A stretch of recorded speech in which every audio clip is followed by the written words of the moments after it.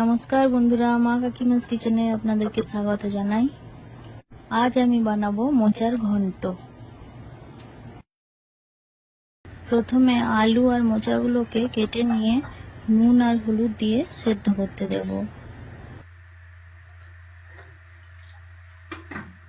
এবার কড়াইয়ে অল্প পরিমাণ তেল দিয়ে খুব অল্প পরিমাণ চিনি দিলাম। তেলটা ভালোভাবে চলে এলে তাতে পেঁয়াজ দিলাম।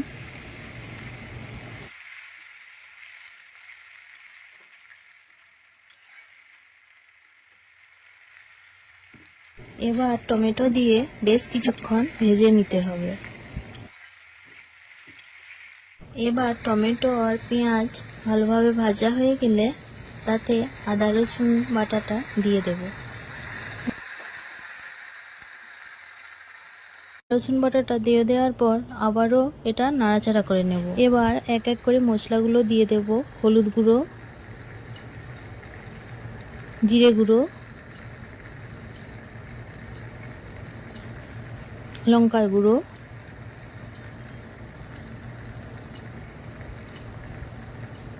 ধনে গুঁড়ো। এবার মশলাটাকে খুব ভালোভাবে কষিয়ে নেব।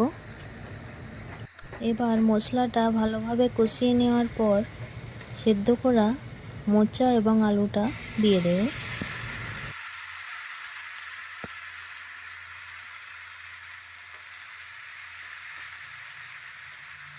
এবার মশলাটার সাথে ভালোভাবে মিশিয়ে নেব।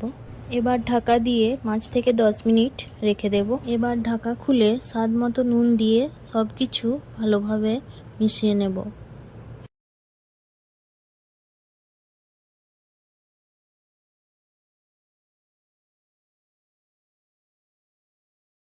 আবারও ঢাকা দিয়ে 5 মিনিট রেখে দেব। এবার ঢাকা খুলে গরম মশলার গুঁড়ো ছড়িয়ে দিয়ে ভালোভাবে নাড়াচাড়া করে নেব।